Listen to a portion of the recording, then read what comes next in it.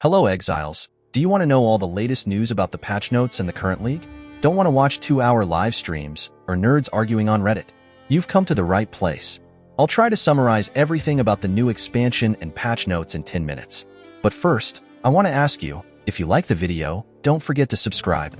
I'm bringing content 100% focused on Path of Exile. Without further ado, let's go. Rayclast is a cursed land. You'd have to be mad to settle here. And yet, welcome to King's March!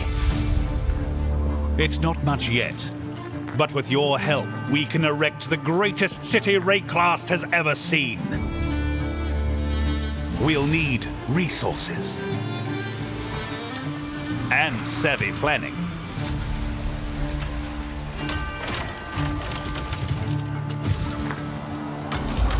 Soon we'll attract settlers, craftsmen, fortune seekers, and of course, pirates.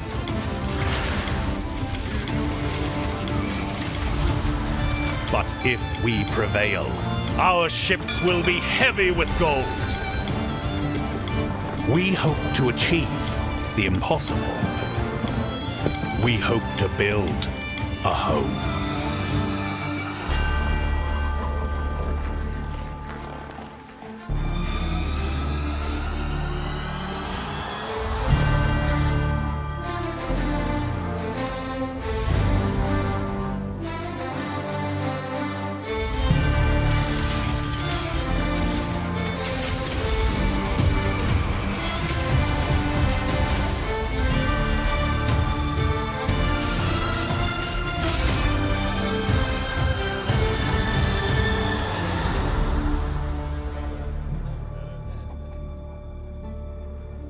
As you can see in the trailer, this league will have a base building focus.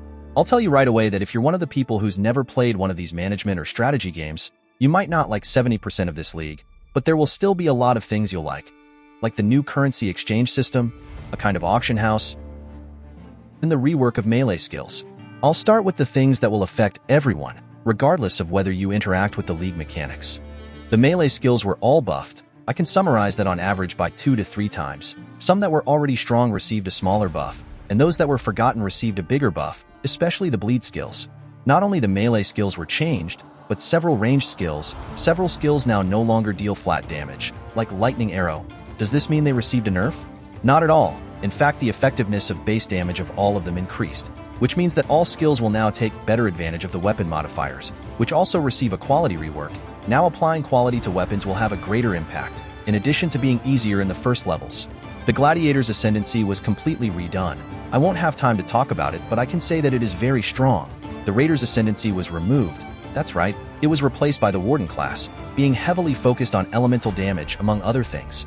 Some things from various ascendancies have also changed, but let's move on. Totems have been removed, and banner auras are no longer auras, just a skill that places the banner, giving more bonuses. A new type of skill has been added, retaliation skills, which can be used when a certain condition is met. We don't know yet how strong they will become, but I predict that they may become as essential as guard or aura skills today. We can say that the Affliction League mechanic has kind of returned. Now in the Tier 16 maps above we can find Wildwood, although with a few less mechanics. Another mechanic that returned was the Recombinator, which combines 2 items and their modifiers into a single item. It's not possible to talk about all the skills here in this video, so if you really like a skill, I recommend checking out the patch notes and checking if it's still alive. I can tell you that Detonate Dead is no longer among the living. New passives and notables have been added to the game, and we can say that it is now easier to increase spell block and attack block. Before we move on to the league mechanics, I will warn you that all MF items have been nerfed, so it will now be harder to take advantage of this mechanic. Now let's move on to the league mechanics. This expansion will be focused on building a city, going from scratch to a prosperous city. You will have to collect minerals and other things that will appear on the maps, and use these resources to grow the city. So there is a good management part, something that strategy players will enjoy more. But even if you don't want to mess with it, certain things will still be useful to you, like gold. Now gold will drop from enemies. You collect it automatically by walking over them. Gold is not a currency, and as far as I know, it cannot be traded. It can be used for several things, such as the new currency exchange system, which you interact with at Faustus in Kingsmarch. So even if you don't like the other mechanics, this one will be useful. This kind of auction house only works with currencies and stacked items. Another feature of gold will be to buy items from the black market, which seems like a kind of gwin gamble. A new currency will be added, which are the runes. These runes are used in the runesmithing table, which allows you to take modifiers that are exclusive to unique items and apply them to non-unique items. I'm sure this will change many builds, so it's worth interacting with this mechanic. The runes will be collected in another mechanic, which are the trade trips. Once your city has grown enough, you will be able to send short and long-term trips to trade. Several things can be brought back from these trips, such as currency, unique and non-unique items, and runes. To improve your city, in addition to collect the resources that will appear in your encounters, you will have to hire good workers, in addition to producing resources in the city itself, such as food or tradable goods to make the trips. That's why I said, this is literally a city building. If you've never liked these games, you probably won't like this mechanic. Another thing you'll be able to do in the city are portals that can be automatically explored by your workers. The more difficult the maps, the greater the chances of your worker dying permanently. Your city can also be attacked by 3 new bosses that have been added to the game.